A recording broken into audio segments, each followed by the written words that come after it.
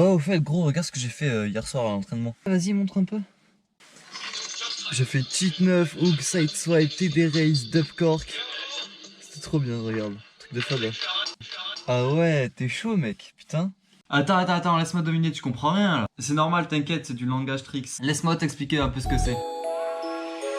Alors faut savoir que le tricking est un sport déjà qui a émergé dans les années 80 aux États-Unis. Alors je te le dis tout de suite, au début c'était pas ouf, hein. Ça ressemblait pas trop à grand chose, c'était juste des gens qui faisaient des coups de poing et des coups de pied en criant. C'était pas terrible. Mais c'est au fil des années que ça a pris de l'ampleur et que ça a évolué et que ça a enfin commencé à ressembler à quelque chose de stylé. Le tricking est en fait un mélange de plusieurs sports. On y trouve du taekwondo comme de la gymnastique et du breakdance. On peut en faire dans des gymnases, sur de l'herbe, sur du sable, même sur du béton si on maîtrise bien les figures. Enfin bref, ça a pas trop de limites en fait. Tu peux en faire un peu de partout. Et en plus, t'as même besoin de rien. Même une paire de chaussures, t'en as pas besoin. Parce que tu peux en faire pieds nus, à part si t'en fais sur le béton. Tout le monde peut en faire et il suffit juste d'avoir des pieds. Le seul truc qui est un peu requis, je dirais, c'est d'être un peu agile. Mais vraiment, sinon, c'est un sport qui est accessible à tout le monde. Comme je le dis à toutes les personnes qui me demandent ce que c'est le tricking, je dirais que c'est un mélange justement de plusieurs techniques de différents sports.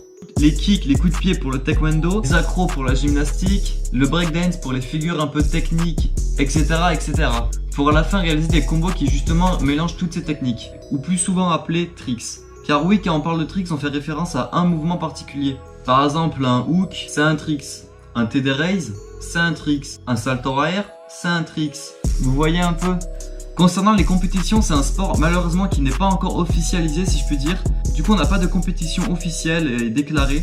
Du coup ce qui se passe c'est que certaines personnes très motivées vont en fait créer des guest rings ou événements où plusieurs trickseurs du monde entier se rassemblent pour de une s'entraîner ensemble, échanger et surtout faire des battles. On va y revenir. Par exemple si je peux vous donner un exemple d'événement très connu qui se passe tous les ans, c'est le Hooked à Amsterdam. Chaque fin d'année est lié. Et c'est en fait c'est l'événement on va dire le plus populaire dans le monde du tricking. Donc revenons aux battles. En fait les battles c'est la manière dont les trickseurs peuvent se concurrencer et se challenger on va dire. Le battle peut se faire 1v1 donc solo ou en équipe donc 2v2, 3v3, 4v4 et pendant un temps estimé environ 3 minutes. Les trickseurs qui sont contre doivent en fait se clasher en balançant des tricks et doivent se répondre. Pour qu'à la fin une équipe de jury vote pour le trickseur qui pense lui être le meilleur. Et c'est le trickseur qui remporte le plus de votes qui va remporter le battle, en gros. Voilà cette rapide présentation du tricking.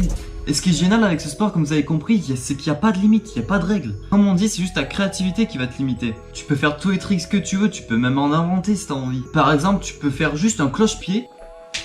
Et ben ça sera compté comme un trick. Moi c'est pour ça que j'adore ce sport, c'est que tu peux faire tout ce que tu as envie. Moi personnellement j'avais commencé le tricking parce que j'avais vu un groupe de jeunes faire des saltos et tout et je trouvais ça trop stylé. Et depuis que j'ai commencé j'ai vu qu'il y avait différents types de trickseurs en fait. Surtout au niveau du style, on peut retrouver des trickseurs qui sont très acrobatiques et aériens. Notamment aux tumblers qui privatisent eux la gymnastique dans leur combo.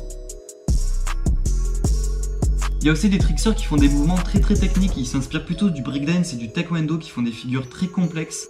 À l'apparence on dirait pas mais je vous jure que c'est très complexe à faire tout ça. C'est des figures qu'on voit pas souvent et je trouve ça très joli. Et à l'inverse il y a les trickseurs en fait qui englobent un peu tout, qui font les figures de base qu'on retrouve le plus souvent. Les TD raise, les corks, les dub corks, les swing chain.